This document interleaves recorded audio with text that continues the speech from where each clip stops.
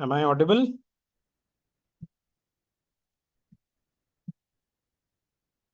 Yes. Yes. Okay, Harsh and Sneha and Francesca are there. Okay, one second. I'm sorry for the delay. My Windows laptop was acting up.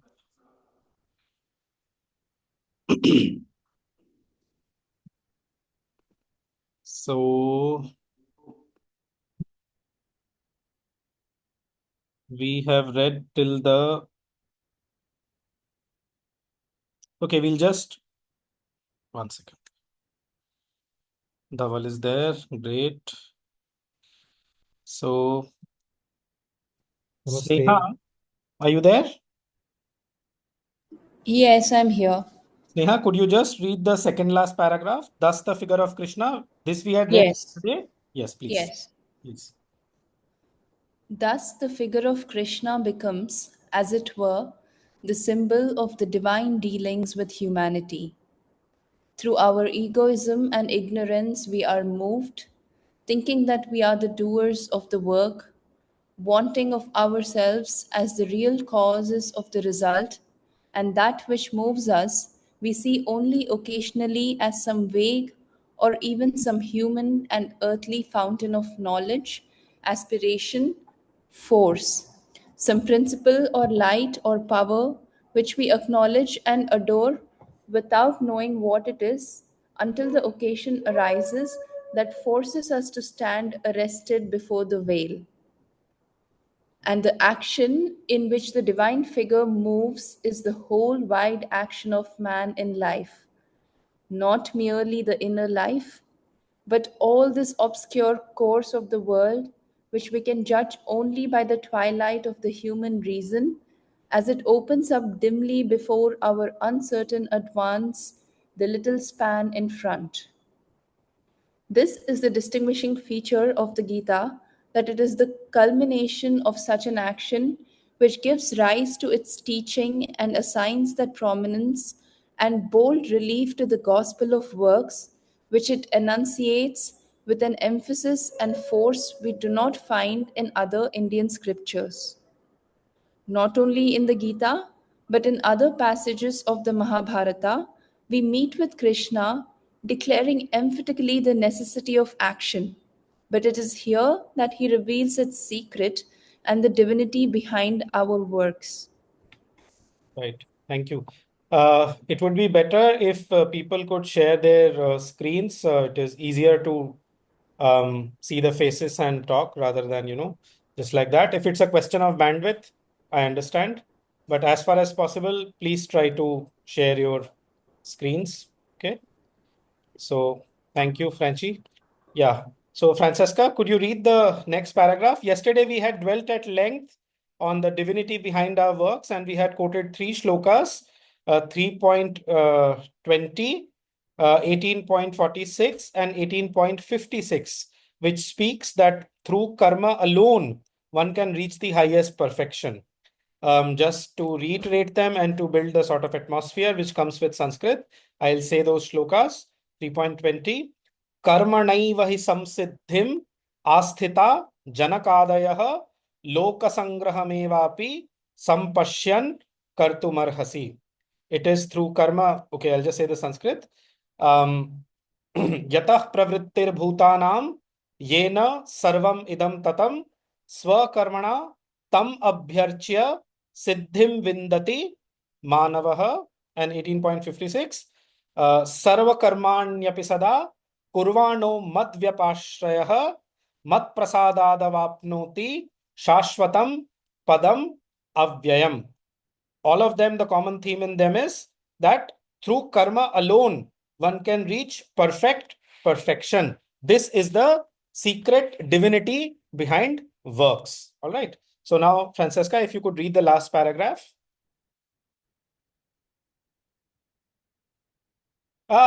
You're not audible. Please switch on your mic.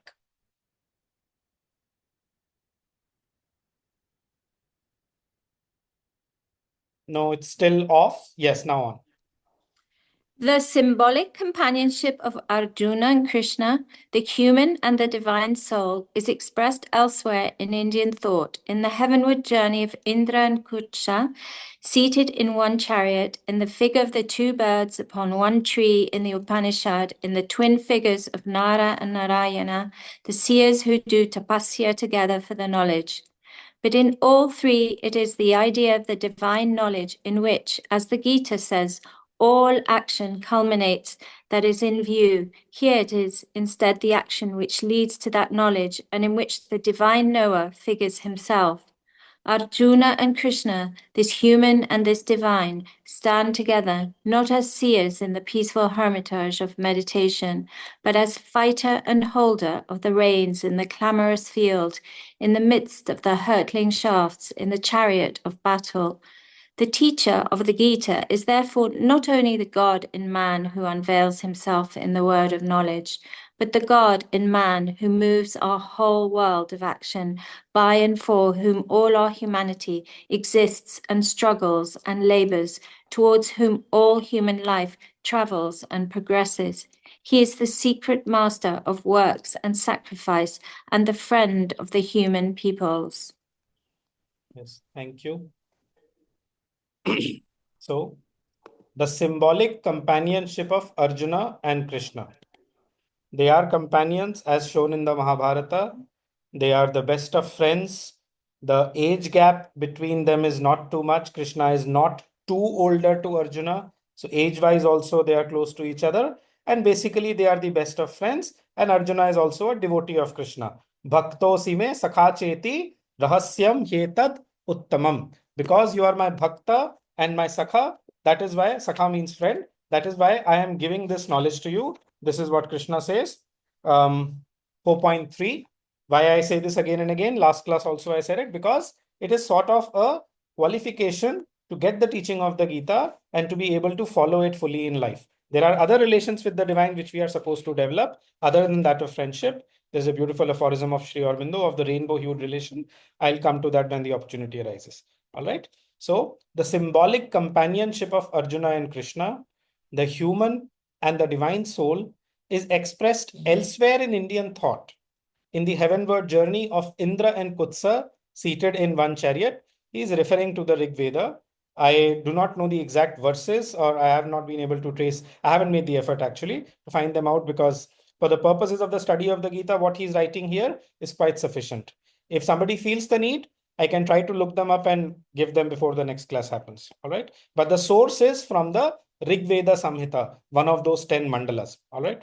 Because Indra and Agni, maximum, those verses, they come in the Rig Veda. Okay. So in the heavenward journey of Indra and Kutsa, seated in one chariot, in the figure of the two birds upon one tree in the Upanishad. Now, this comes in more than one Upanishad. In the Katha, in the Mundaka, I think even in the Shvetashvatara, a beautiful Sanskrit. Dva Suparna Sayuja Sakhaya Samanam Vrikshe Parishasvajate Tayoranyah Pippalam Svaduatti something Anashnan Abhichakashiti. This is the Sanskrit. So, two birds, beautiful of wings, seated on the same tree, etc. Right? In the twin figures of Nara and Narayana, the seers who do tapasya together for the knowledge. The source of this is, as far as I know, either of the two, either the Vishnu Puran or the Bhagavad Puran. I remember vaguely reading this in the Bhagavad Puran, but I'm sure in the Vishnu Puran also this would be there. So these are the sources. So other than this companionship, which we are seeing here in the Gita and the Mahabharata, Sri Aurobindo is citing 3 more examples from the past Indian tradition before that. All right. Together for the knowledge. But now this is the difference between those and that of the situation in which the Gita is given. In all 3, it is the idea of the divine knowledge in which, as the Gita says, all action culminates, that is in view. So the central point there is knowledge. You have to arrive at that knowledge. Whereas in the case of the Gita, the central idea is action. What are you going to do with that knowledge? How are you going to use that divine knowledge? How are you going to use that inner illumination and that union with the divine consciousness to bring about a transformation in this world. Okay, this world. इसके लिए, this के लिए, इस world के लिए, the Sanskrit word used in the Gita is इह. Okay, यहाँ हिंदी में वो बन जाता है इह. So 5.19 goes like this: इहैव तैर्जितः सर्गो येषां साम्ये स्थितं मनः. Here itself, here indeed, not going anywhere else. Okay, I am saying this. This is because is one of those very beautiful and important shlokas from the Gita, even though it is not in the text right now of the essays. Ihaiva tairjitah sargo yesham samye sthitam manah. Remaining here alone, not having to go anywhere else. This creation is won by them. Sargah means creation, jitah means one. Taih means by them, right? Ihaiva tairjitah sargo yesham samye sthitam manah. Whose mind has got established in equality, samya. I mean, the greatness of equality, samata, is there throughout the Gita. But this is one of those unbelievable verses. It, really hits you very hard when you realize what it really means. Ihaiva tairjitah sargo, ihaiva, and eva se wo stress aata hai. Indeed, verily, here indeed, ihaiva. Okay. This ihaiva, Sri Aurobindo also highlights in the Isha Upanishad volume 17 of CWSA. Ihaiva tairjitah sargo yesham samya sthitam manah nirdosham hi samam brahma tasmad brahmani te sthitah. The Brahman is equal and it is faultless. Okay. Tasmad brahmani te sthitah. And therefore they get established in Brahman. Who? Those whose mind has got established in samya, in equality. All right. So to be remembered, this shloka. So, but here the one thing is the thing that is referring to, it is the idea of divine knowledge in which, as the Gita says, all action culminates, that is in view. Even the verse number is quoted there in line 4.33. The Sanskrit is Sarvam karma khilam partha jnane parisamapyate. Sarvam karma khilam, all karma, Sarvam karma khilam partha, O partha, jnane parisamapyate. Its culmination, uski parisamapti, is in knowledge. So basically, when you have attained knowledge, there is no use for karma. And again, I am saying this, I have said this earlier in this series of classes, though I have not read the commentary of Shankaracharya ji, the great Adi Shankara, but I am pretty sure that this is one of those verses which he pays importance to, emphasizes in his gospel of inaction, and basically the utility of action insofar as only till you have attained knowledge. Once you have attained knowledge, there is no use for action in that philosophy. And obviously the Gita does not say that. The Gita's insistence from beginning till the end is on action, because without the souls elevating themselves to a divine level and becoming the instruments of the divine, this world cannot change. All right. So that is there. Here, in contrast, so in these three examples, the one of Indra and Kutsa, the one of Nara and Narayana from the Purana, and the third one from the Upanishad, because this is related to the knowledge of the Gita. The two birds of the Upanishad is nothing but the Kshara and the Akshara Purusha of the Gita. The Gita speaks of three Purushas and two Prakritis. Okay, Kshara, Akshara, Uttama, and the lower and the higher nature. Kshara means mutable. So these are actually, the Purusha is just one. And for that matter, even Purusha and Prakriti are not separate.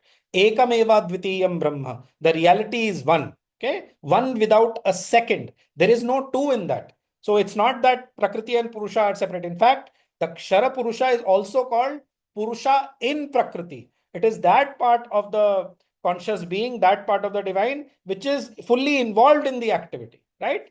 But the mutable Purusha, the Kshara, and the immutable Purusha, these are two poises of the same Purusha. These are, aane wale chapter mein, in one of the coming chapters, there will be almost 2 paragraphs dedicated to explaining this two birds wala jo image. I know Yogesh is quite familiar with this image. That's why I'm also saying it. All right. So but in these three, Dhaval has raised his hand. Yes, please, Dhaval. So in ahead in 15th, he says, Kshara Sarvani Bhutani. Yeah. So, uchyate. yeah. So Kshara Sarvani Bhutani means all of Kshara us is all are beings. are Shara, right? In that Yeah, sense, yeah, Shara Purushas, right? yeah. But that is not Because the cycle. Bhutani in the becomings वो movement होता है ना. So it's a mutable. And again, it's a mutable poise of the Purusha. Don't think that it has become some other Purusha. उसी पुरुष का वो क्षर वाला poise है. That is what it means. क्षरः But सर्वाणि भूतानि. but doesn't it mean that it is the physical Yes, uh, uh, physical. it is in the physical in the sense it You is, and I are Bhutani. So it basically yeah, means that the yeah. Kshara Purusha is all of us, basically. All of us, exactly. Okay, yeah, that's all. Yeah, yeah. Yes, Thanks. exactly. और उसमें भी when you say कूटस्थ, तो चलो वो बाद में आएंगे because it's late in the 15th chapter. First, let's continue Yeah, with yeah, yeah. yeah, okay. So in contrast with these three examples in which the culmination that is in view is knowledge, here it is instead the action which leads to that knowledge and in which the divine knower figures himself. So here the importance is given on action. Okay. That action, that dilemma of Arjuna. See, if he would not have acted, then all this knowledge of the Gita would not have been given. When he surrenders to Krishna in the second chapter and says, you know, क्या है वो कार्पण्य दोषो पहत स्वभावः पृच्छामि त्वां धर्म सम्मूढ़ चेताः यच्छ्रेयस्याम निश्चितं ब्रूहि तन्मे शिष्यस्तेहं शाधिमां त्वां प्रपन्नम. I am your shishya, enlighten me, शाधिमाम, illumine me. It is when that he's not given up action. When वो बैठ गया है, वो मतलब he is sunk in the chariot and all that, but he has not said that he said nayotsya iti govindam, I will not fight. He does say that, but he's ready to listen, and if he is convinced, then he's ready to act. So basically the knowledge that is given in the Gita, the reason for giving that knowledge is to put the soul into the divine action. Okay. And it's only right at the end when Arjuna says, Karishye vachanam tava, I will do as you say, that Krishna stops his discourse. Till then, he does not stop discoursing him. So the whole point is to get the soul to act divinely. The knowledge is given with a very, very practical idea. In fact, even in the letters on poetry and art, Gita के ऊपर कुछ letters हैं. There are some letters on the Gita. So therein Sri Aurobindo says that Krishna does not stop his discourse until he gets Arjuna to start acting the way he wants him to act. I'll share that quotation. Please remind me if I forget. All right. So this is the contrast between these earlier examples and the situation in the Gita. Now, Arjuna and Krishna, this human and this divine, stand together, not as seers in the peaceful hermitage of meditation. By this, the reference is to the Nara and Narayana rishis. Basically, they do tapasya together in what is called Badrikashram, or what is today called Badrinath. And I don't remember exactly the story, but there is a problem, when they are meditating. So sometimes they are meditating together. Sometimes what is happening is that the asuras are disturbing them. So one sits in meditation and the other through his tapas controls them, something like this. But basically they are sitting in that Himalayan region, and they are meditating and for their liberation and whatever else, basically, right? It is also a theory that they were Arjuna and Krishna in a previous birth. This theory is also there, that those two souls which were there as Rishi Nara and Rishi Narayana, it is the same souls which have later come as Arjuna and Krishna. That makes it more living and, drives it near to this thing. Arjuna and Krishna, this human and this divine, stand together not as seers in the peaceful hermitage of meditation. Just look at the, stark reality. Gita is given right in the midst of the battlefield. ये मैंने पहले भी quote किया था. Pravritte shastra sampate. The flight of shafts having already begun. This is what Sri Aurobindo is going to say here, right? But as fighter and holder of the reins in the clamorous field, in the midst of the hurtling shafts, in the chariot of battle. Okay? उसका जो पहला श्लोक है, धर्म क्षेत्रे कुरुक्षेत्रे. So, अगर क्षेत्र को you take as the body, as it is taken in the 13th chapter, all the bodies, the subtle body, the gross body, and the causal body, then this body is the field for the practice of dharma, and it is Kurukshetra. Kuru also means action, Yogastha Kuru Karmani, being stationed in yoga, Yogastha Kuru Karmani. Kuru means to do, Karmani means action. So Kurukshetra, it is the field of action, and the most violent kind of action possible. Gita calls it Ghoram Karma. Arjuna raises this question that if knowledge is superior, then why are you forcing me to do this Ghoram Karma? Jayasi chet karmanaste mata buddhir janardana tat kim karmani ghore mam neo jayasi keshava. This is how the third chapter begins, right? So, but as fighter and holder of reins in the clamorous field, in the midst of the hurtling shafts in the chariot of battle. One has just to imagine this. I mean, it's just unbelievable. सोचना भी उसको कि in such a, and this is the demand. Yoga is not just sitting peacefully and meditating. No, yoga is acting with a divine consciousness in the world. I'm not saying that you go to fight without any preparation or without any illumination or enlightenment. That is probably foolhardiness. But yoga means to fight the battle of the world. जो कल मैंने एक line quote करी थी from the poem Who of Sri Aurobindo. He wars for the world and its ultimate years. And then I'd given the example of Rama, Krishna, and Sri Aurobindo.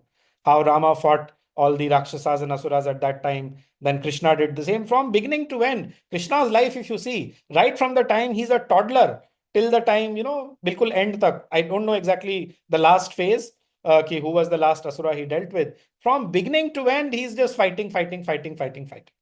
Same with Sri Aurobindo. I mean, not that outer battle goes after the political struggle, but even then, the British government is not leaving him. They are trying to deport him and this and that. So, and Sri Aurobindo says as much in a letter. I'll share that letter also. If people think that, I am just meditating in some peaceful this, they are badly mistaken. My life has been a battle from the beginning till today, he says. So anyway, so the importance of action, okay? The importance of action, the divinity behind works, basically. Okay. The teacher of the Gita is therefore not only the God in man who unveils himself in the word of knowledge. Okay. Not just knowledge. इसीलिए कर्म ज्ञाना ऐसे करके जो order आता है उसमें पूरा का पूरा, right? But the God in man who moves our whole world of action. So not that you just sit and meditate and you find that God within you, but then you wait for the command of that God within you to do what he wants you to do in the world. And everybody is given a unique task according to their svabhava. In fact, what we call svabhava is governed by that Ishvara dwelling within us. It is our true individuality. In fact, in the 15th chapter, the soul is called Ishvara in verse number 15.8. ममैवांशो जीवलोके जीवभूत सनातनः मनःषष्ठानि इंद्रियाणि प्रकृतिस्थानि कर्षति शरीरम यद अवाप्नोति यच्चा अपि उत्क्रामति ईश्वरः. So Sangya, that is the word that is used for the Jiva in the 15.8 is Ishvara only. We are called Ishvara in 15.8. But obviously we have to reach that Ishvaratva. We have to reach that lordship. जिसको वो क्या बोलते हैं? Swarat. Two words in Sanskrit. Swarat, self-conquest, then Samrat, then all conquest. But first Swarat. Samrajya cannot come without Swarajya. All right. So the teacher of the Gita is therefore not only the God in man who wails, blah, blah, but by now, the God in man who moves our whole world of action. Now, very, very powerful and to be read slowly as I feel it, meditatively, by and for whom all our humanity exists. We exist for him, we exist by him. Without him being there as our driving force, and without him being there as the object of our action has no meaning. This is the thing that has to be realized. Okay. And then he says, by and for whom all our humanity exists and struggles and labors. So the purpose behind our existing and struggling and laboring is him, the divine. Okay. Towards whom all human life travels and progresses. This is at once a statement and an assurance. Where is human life traveling and progressing? Where is it going? Towards him. Towards him, towards whom all human life travels and progresses. Okay. There is a shloka in the Gita, 10.20. Uska second part. Aham, I'll say the whole verse for the sake of completeness. This is in the Vibhuti Yoga chapter. Aham Atma Gudakesha Sarvabhuta Shayasthita. Sometimes people mispronounce it as Guda with that dot within. In Sanskrit, that is not there. That is a Hindi sound. The Sanskrit sounded da, ta, tha, da. So Aham Atma Gudakesha. Gudakesha means conqueror of sleep. Sarvabhuta Shayasthita. I am the self, O conqueror of sleep. This is one of the names Arjuna in the heart of all beings. Aham Adishcha Madhyamcha Bhutanam Anta Evacha. I am the beginning, the middle, and the end of all beings. There is another one where he says that whatever path men follow, it is ultimately my path that they are coming towards. The shloka is Ye Yatha Mam Prapadyante Tams Tathaiva Bhajamyaham. And then the second part, Mama Vartma Anuvartante Manushyaha Partha Sarvashaha. 4.11. Vartma means path. Mama vartmanu vartante manushyaha partha sarvashah. Men follow in every way my path, O son of Pritha. Last and final shloka, not from the Gita but from other Sanskrit literature, to drive home this very important point, that where are we ultimately going towards? Of course, that ultimate destination may take multiple lifetimes if we are laggards, if we move slowly. But nonetheless, there is no other destination, there is no other gantavya. Even fixing this mentally gives a great peace. Okay? So, akashat patitam toyam sagaram pratigachati sarvadeva namaskarah keshavam pratigachati. वो sense में होता है. I mean, that's more in a worship sense. So I'm sorry, वो sense में नहीं है. वो उपनिषद में एक आता है कि just as the rivers reach ultimately the ocean, similarly there is no other destination for the soul except the divine. All right, a slight misquoting by me, I'm sorry for that. He is the secret master of works and sacrifice and the friend of the human peoples. This is there in 5.29. Bhoktaram yajna tapasam sarvaloka maheshwaram suhridam sarvabhutanam jnatva mam shantim richati. Bhoktaram yajna tapasam. He is the enjoyer of all yajna and tapas, of all sacrifice and all kinds of austerity. 8th or 9th chapter, maybe there is a verse. I will try to find it out and send it, where Krishna says that I am the Lord of sacrifice. Okay. Bhoktaram yajna tapasam sarva loka maheshwaram. I am the great master, I am the great Lord of all beings. And then the third word, friend. Suhridam sarva bhutanam. I am the friend of all beings. Suhridam sarva bhutanam jnatva mam shantim richati. When a man knows me as such, then he attains to peace. Okay. So, yeah. Almost half the session. Any questions, anything to discuss? Anmol, Yes, this please. line is a very powerful line, because the 3 steps that we discussed on a previous call, Yeah. it starts, and if you see, it starts by saying the teacher of the Gita is therefore not only the God in man who unveils himself in the word of knowledge. So step 1, he's saying that the center of gravity for the person who's on that path, he understands I am not the mind-body complex, but the Lord or the soul consciousness within. So this is step 1. Now comes the most interesting part, which is where I have my query. No, this is In not the second- step 1. This is not the step 1 that I had told in the lecture. That cannot Okay. be step 1. The step 1 is giving up the desire.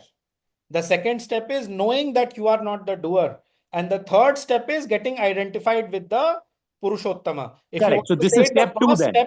first step Correct. में जो है, you are in the mutable Purusha, the Kshara Correct. Purusha. In the second Correct. step, you are in the immutable, wherein you feel Correct. that you are not originating action. Action is being done by the modes of nature and you are in that silence. And the third is, which is attained by bhakti, that is the Purushottama.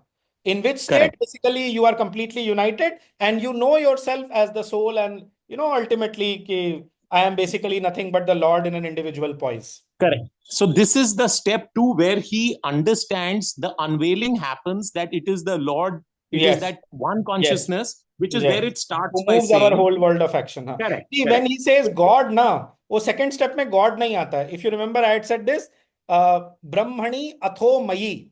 This comes in second chapter, कि पहले in Brahman, then in me. So the word God actually, it is used only for the Purushottama. You see? Okay. तो वो जो बीच का step है, that is more like that silence. More like me, Right. it is that perfect silence. But when you Right. say God, God is more than silence, because he is not just silence. He is that being who is Right. vibrant and who is delightful and all that, right? So when we Perfect. see the word God in this book, so there might be exceptions here and there, but basically almost all the time it means the word Purushottama. Sometimes the Correct. word Ishvara is used synonymously, but to be safe, for the safety side, to be on the safe side, whenever we see the word God in this book, okay, or Lord like that, Lord के लिए वैसे the equivalent is actually Ishvara. But जब हम Right. God देखते हैं या divine देखते हैं, these two words, we should immediately think of the word Purushottam of the Gita. I mean, I cannot reiterate or emphasize how important it is to understand this concept of the Purushottama of the Gita. उसके बिना जो भक्ति है वो true sense में हो ही नहीं सकती. Without understanding the concept of the Purushottama, the bhakti can truly never be there.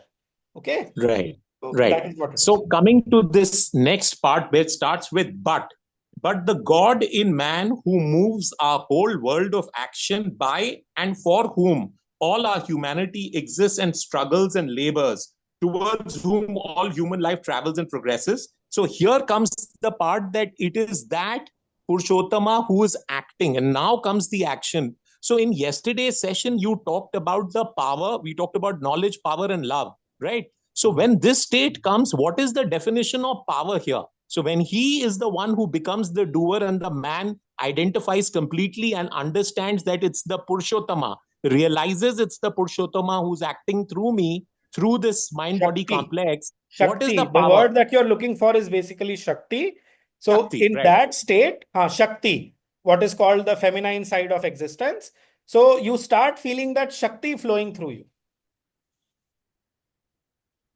Right. Gita में जिसको बोलते हैं परा प्रकृति, द हायर नेचर, और it is also called my प्रकृति, ही कॉल्स इट माम प्रकृति, like that. So basically the Sanskrit word that you are looking for is Shakti. It is the divine force. And वो जो शक्ति है, it is conscious, it is inevitable, nothing, it is free flowing, it is perfectly efficient, nothing can come in the way of its achieving what it wants to achieve. Okay, and the Chit Shakti you referred is the same Shakti. Same thing. Chit Shakti, conscious force. I mean, फिर वो और उसमें delay हो जाएगा. Basically, Chit Shakti is the divine mother. अगर आप simply अगर बोले consciousness force, that is the divine mother. Okay. She is the fair enough. consciousness and force of the divine. That is how Vedanta explains it. Perfect. Thanks. All right. Okay. So if no other questions, then we can start the next chapter. We have half an hour at least. We started at around 8:06 today. We have half an hour. Shall we do it? So Yogesh ji has spoken somewhat, has had a chance. Dhaval Bhai, Harsh. Arpan, will you read the next paragraph? Sure. Okay. I'll just show it on the screen. I'm reading from the screen only. Yes, please. Yes, the chapter is called The Human Disciple. Okay. This is on Arjuna. Such then is the divine teacher of the Gita, the eternal avatar, the divine who has descended into the human consciousness, the Lord seated within the heart of all beings. He who guides from behind the veil all our thought and action and heart seeking, even as he directs from behind the veil of visible and sensible forms and forces and tendencies the great universal action of the world, which he has manifested in his own being.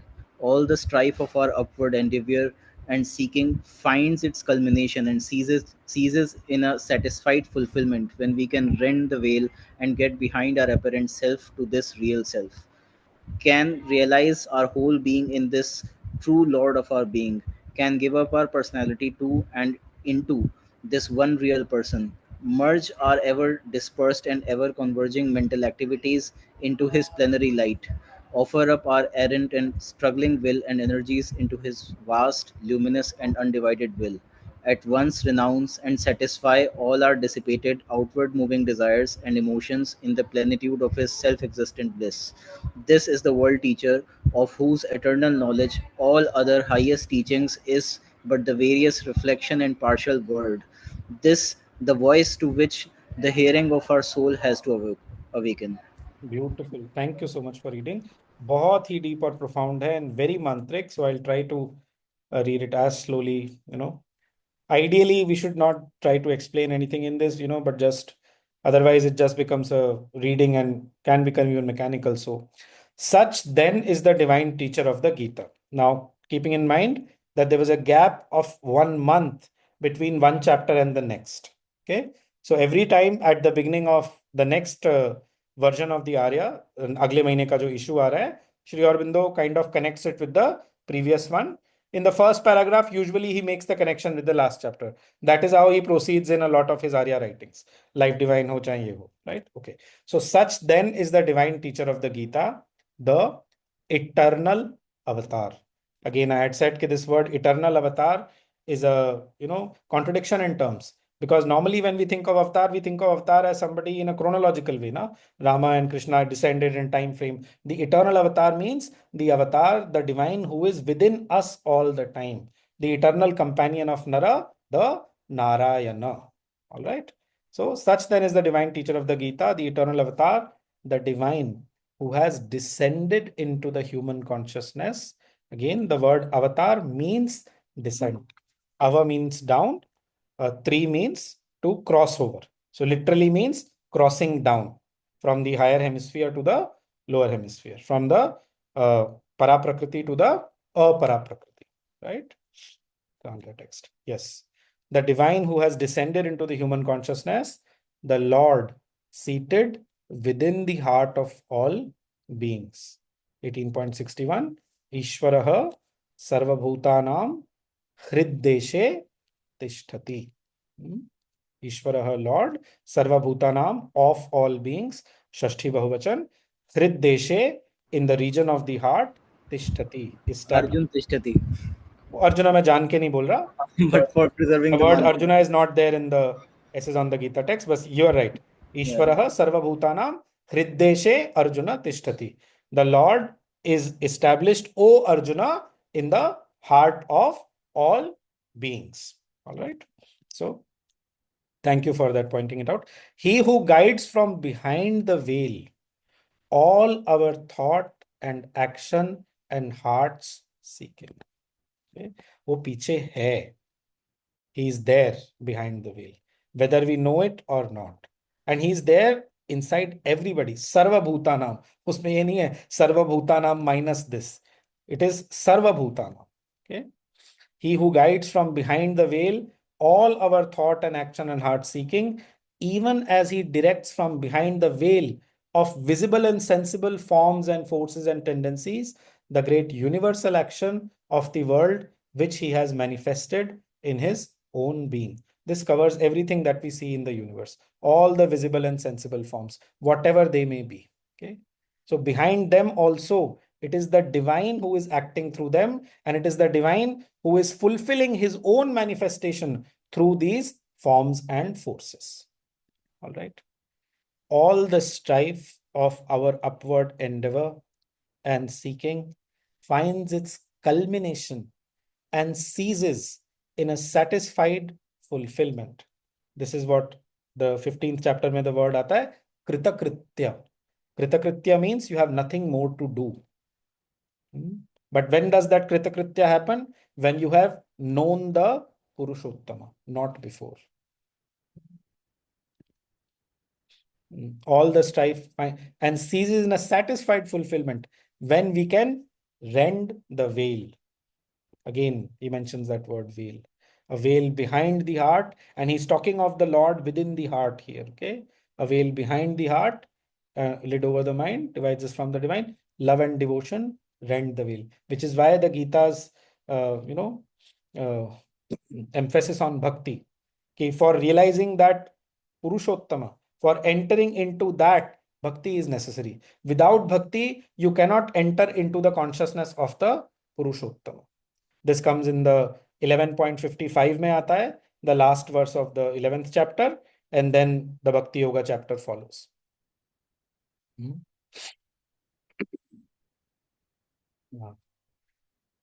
When we can rend the veil and get behind our apparent self to this real self. So this that is there, this is the apparent self, this is the appearance. What we see in the mirror, or whatever we see reflected in the mirror of the world as such. It is not the real self. The real self is that which is eternal and immutable and all that, which is the divine basically. Paramatma, the supreme self, the real self. And it can be very disturbing actually that, oh my God, I am living in an appearance. This is not real. I mean, when it hits you and when it starts bothering you, then it can just, that is when, in one sense, you can say the sadhana really begins. Okay, I am disconnected from the reality. This is not my real self.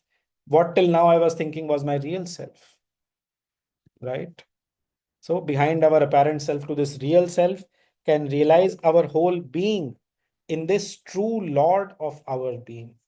This is the true Lord of our being. We should not submit to any other thing except to this true Lord. This is the true Lord of our being. This divine within us, this eternal avatar. Okay, this Narayana can give up our personality to and into this one real person. I mean, there's so much depth in this para. He is the real person. In a sense, you could say that all the other persons are unreal.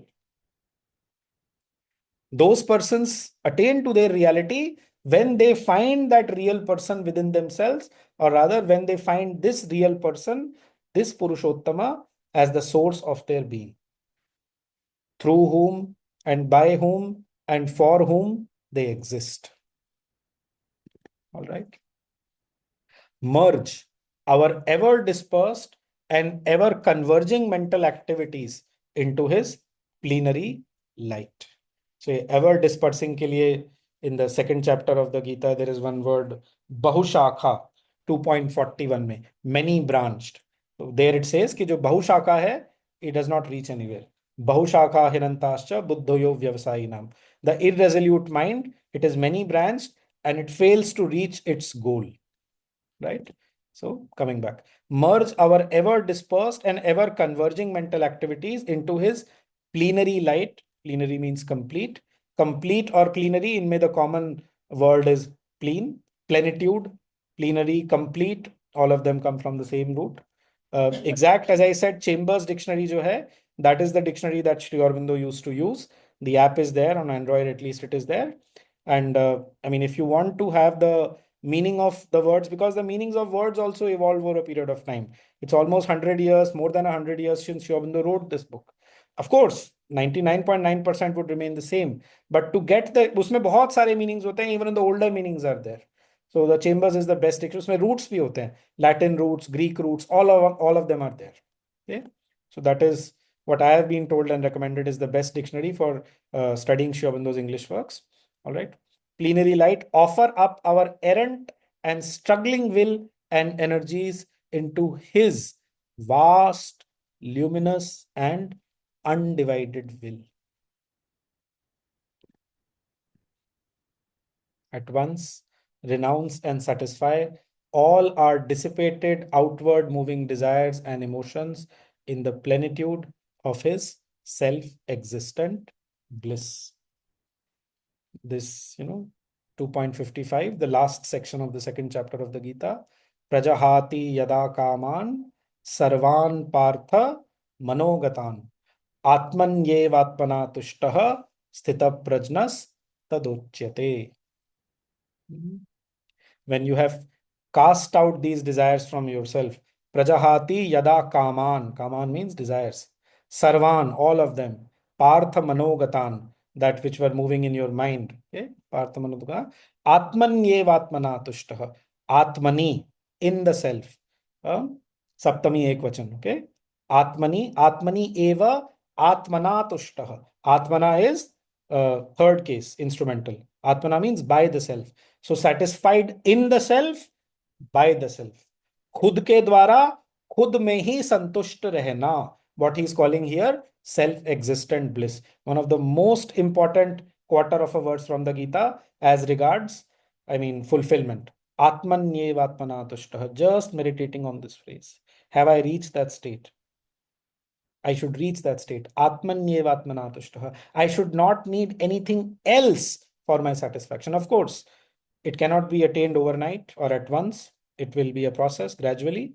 But the more we are sincere, as Mother says, the faster we will reach. Okay. Atmani eva atmana tushtaha. Sandhi mein atmanyeva atmana tushtaha sthita prajnas tadochyate. He is said to be a man of steady wisdom. All right. So again, at once renounce and satisfy all our dissipated, outward moving desires and emotions in the plenitude of his self-existent bliss. In that shloka, the word desire is there, not the word emotion. But one can easily relate that shloka to this text. And like this, throughout the essays on the Gita, if you are careful to note, and careful se zyada, if you are familiar with the Sanskrit text of the Gita, then you can find at several places like this, in English, basically, the translation of those verses in a free-flowing way, right? So this is the world teacher, very important now. This is the world teacher of whose eternal knowledge all other highest teaching is but the various reflection and partial word. Basically, there is nothing higher than the teaching of the Gita. जो यहाँ पे integral और complete knowledge दी हुई है. Of course, as I say कि जो yoga of self perfection है उसका elaboration नहीं है गीता में, just hints are there. Madbhavamagataha, mama sadharmyamagataha, etc. But in essentially it is there. When he says that you become one law of being with me, you put on my nature. So he's saying what Sri Aurobindo is saying, but of course, Sri Aurobindo has obviously, being the next avatar, he has elaborated it, like never before. So, but again, this is the world teacher, Vishwaguru. मैंने synthesis को quote करते कहा था कि the distinction is made, I'm sorry, between simply a shastra and the supreme shastra, and a guru and the supreme guru. Okay, there can be shastras, there can be gurus, but the supreme shastra is the Veda within our heart, and the supreme guru is the Purushottama within our heart. All right. So this is the world teacher of whose eternal knowledge all other highest teaching is but the various reflection and partial world. This, the voice, capital V, to which the hearing of our soul has to awaken. There is no option, there is no two ways about it. This is the voice to which the hearing of our soul has to awaken. Very, very profound paragraph. I mean, people just want to be quiet for a minute. I'm okay with that. Otherwise, if there is any question, any comment, anything to discuss. Anmol, Yes. here the aspect of the individual will merging into the divine will, that statement comes up. He says, his vast, luminous, and undivided will at once renounce and satisfy all our dissipated, outwardly moving desires and emotions in the plenitude of his self-existent bliss. So it's the convergence of the individual will into the divine will. Exactly. This is the goal. See, at any given moment, the question is only one. Karna kya hai? What have I to do?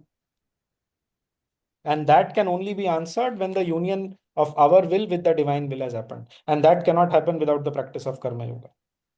For those who are familiar with Sri Aurobindo's literature, the 5th chapter of the Mother, it begins like that. If you want to be a true doer of divine works, your first aim must be to be totally free from all desire and self-regarding ego. You must regard your life as a sacrifice and offering to the Supreme and so on. And then, जो last paragraph मैंने आपको सुनाया था, the last stage of this perfection will come when you are completely identified with the Divine Mother. I might as well say it here because it is relevant. So this is what Sri Aurobindo writes. The last stage of this perfection will come when you are completely identified with the Divine Mother and feel yourself to be no longer another and separate being, instrument, servant, or worker, but truly a child, an eternal portion of her consciousness and force. Always she will be in you and you in her. It will be your constant, simple, and natural experience that all your thought and seeing and action, your very breathing and moving, come from her and are hers.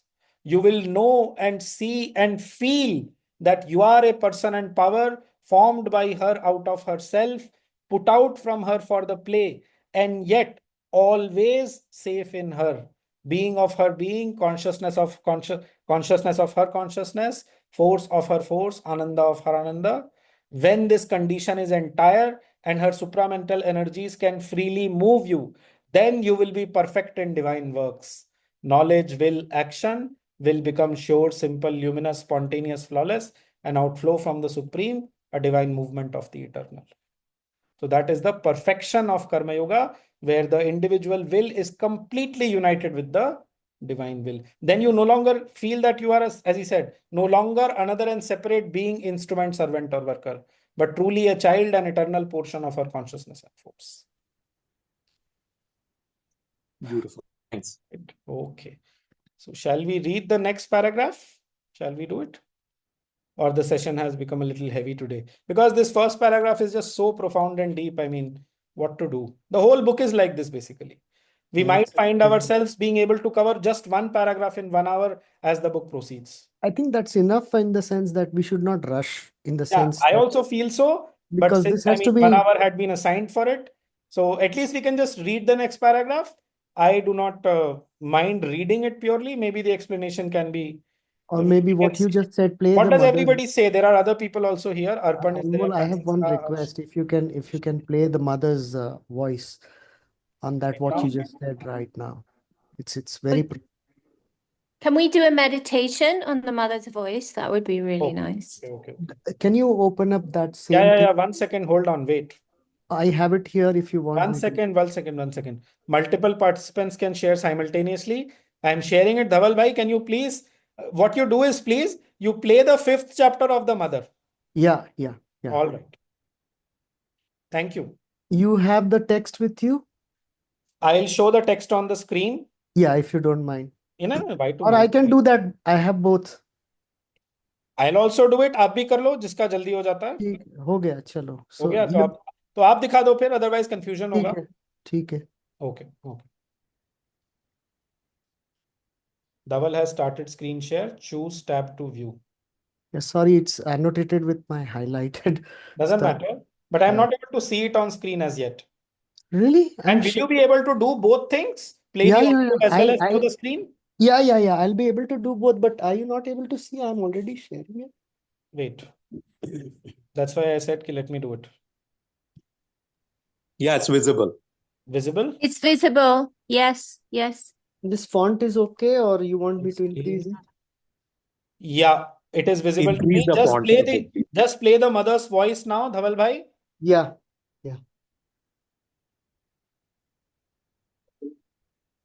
Sorry.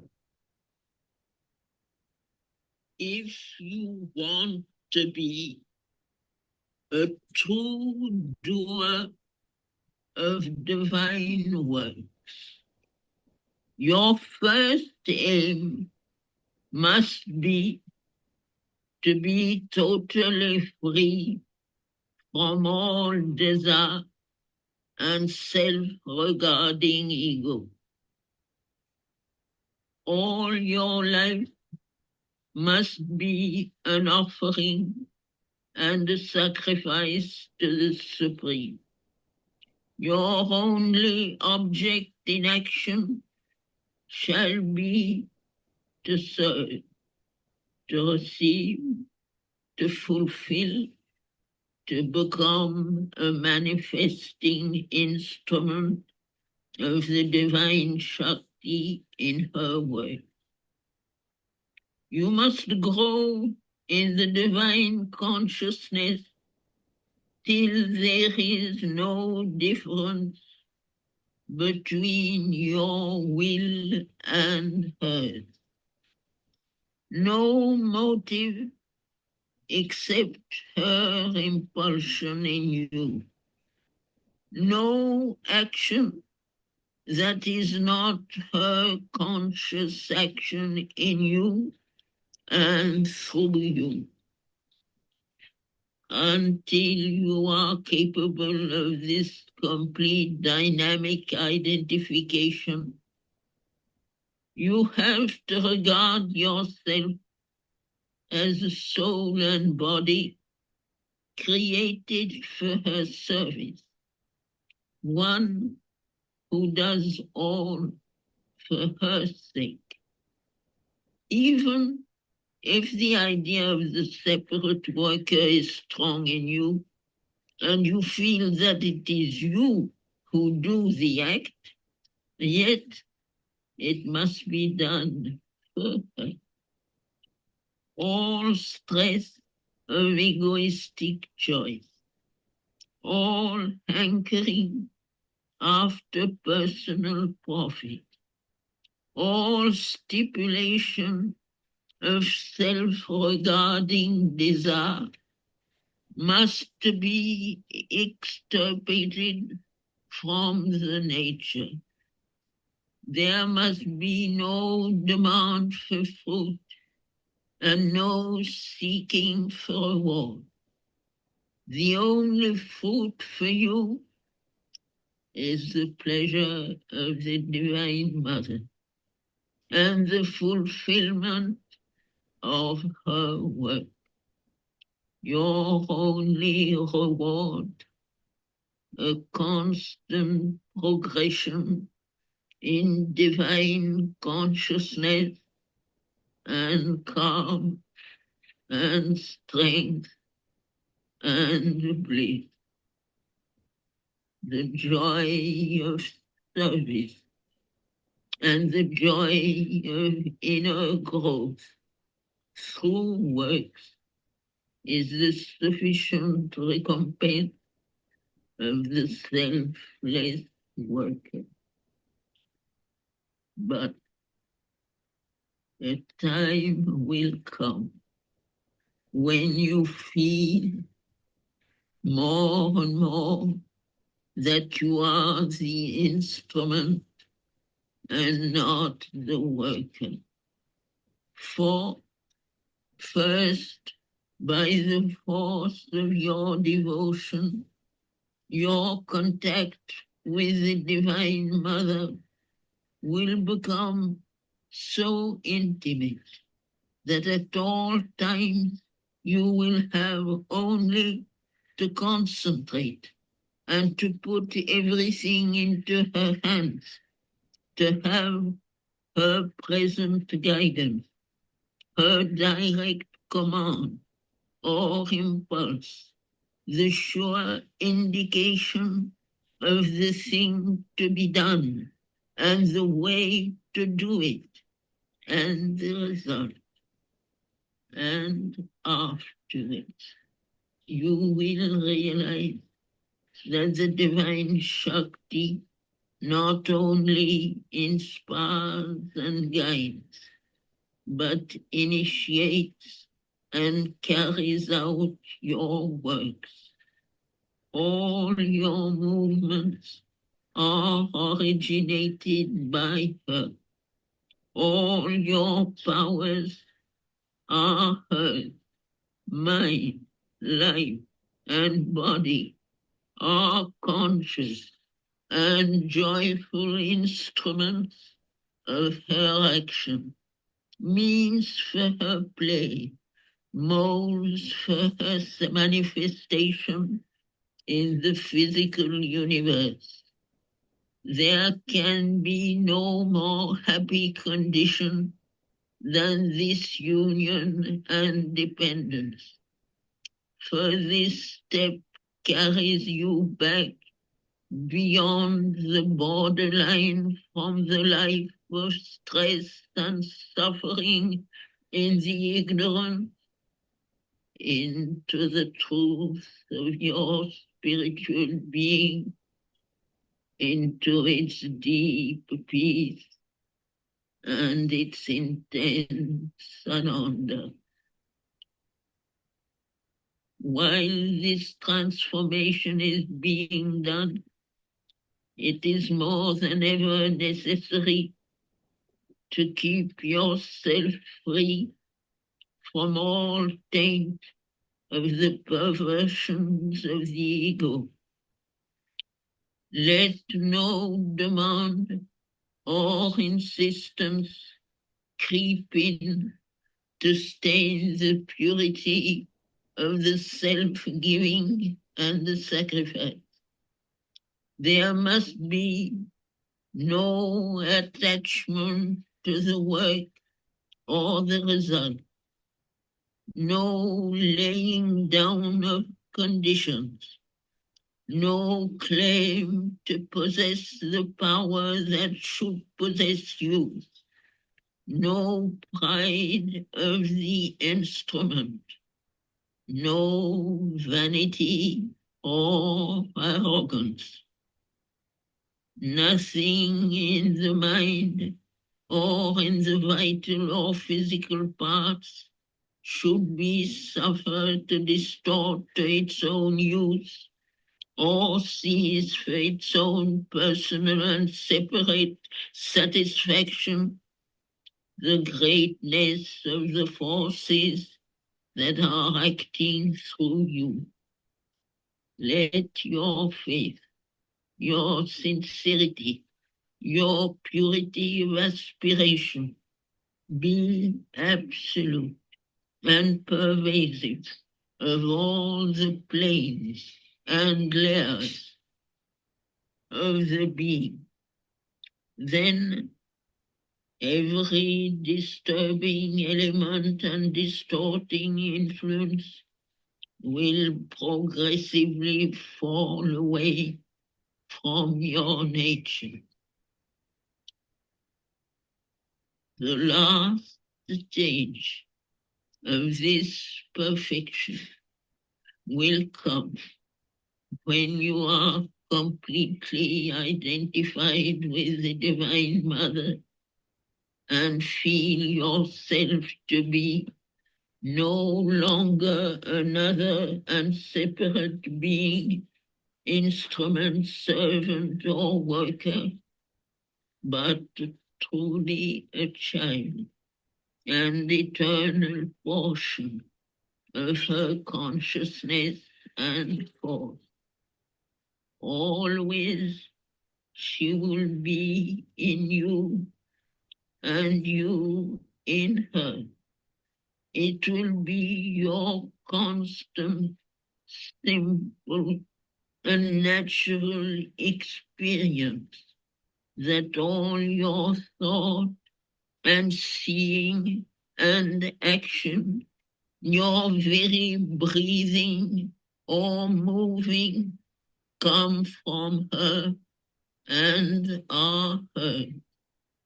You will know and see and feel that you are a person and power formed by her, out of herself, put out from her for the play, and yet always safe in her, being of her being, consciousness of her consciousness, force of her force,